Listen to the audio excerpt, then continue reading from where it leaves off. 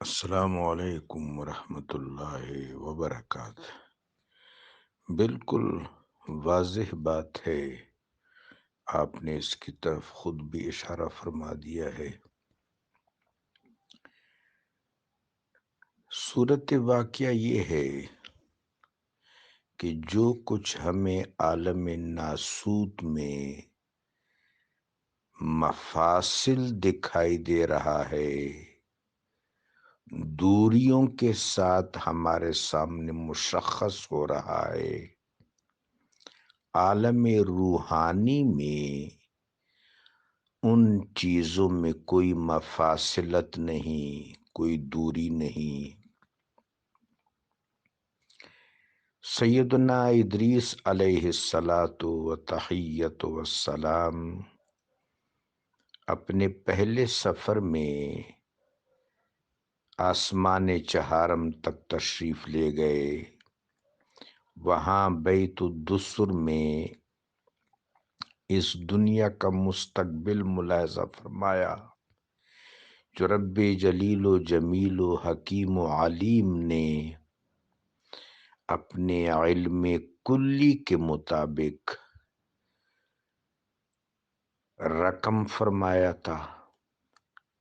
ظاہر ہے جنہوں نے بھی کرنا تھا اس اختیار کے مطابق کرنا تھا جو رب جلیل نے انسان کو اس عالم ناسوت میں یک گونا عطا فرمایا ہے، لیکن وہ علیم تو کسی فعل کے صدور سے قبل اس سے واقف ہے، سو اس کریم نے علم کلی کے تحت اس کو درج فرما دیا۔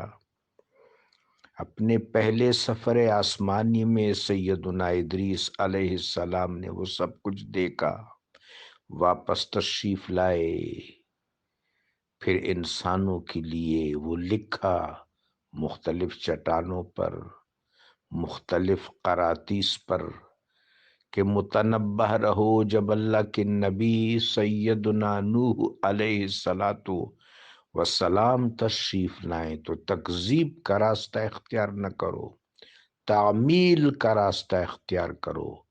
تکذیب کی صورت میں پانی تم پر مسلط ہو جائے گا جو مادہ حیات ہے، لیکن وہ مادہ عذاب بن جائے گا۔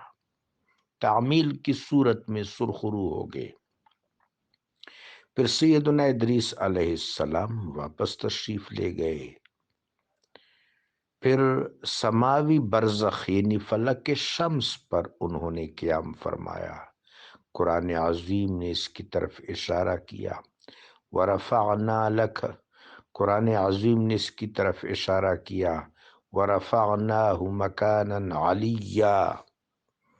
اس طرح ہم میرے آقا و مولا علیہ الصلاۃ والسلام کے معراج مکانی میں ملاحظہ کرتے ہیں کہ آقا و مولا علیہ السلام نے انسانوں کا ماضی دیکھا، حال دیکھا، مستقبل دیکھا، برزخ اور عقبہ سب کچھ یکجا دیکھا۔ کوئی تو ایسا مقام ہے نا، اور یقیناً ہے، جہاں سب کچھ یکجا ہے۔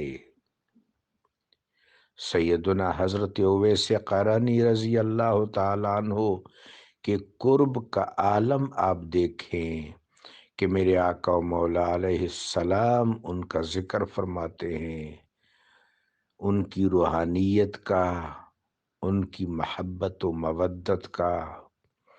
تو صحابہ کرام رضی اللہ تعالیٰ عنہم پوچھتے ہیں، یا رسول اللہ، اگر ایسا محب جانباز ہے تو دیدار کے لیے حاضر کیوں نہیں ہوتا؟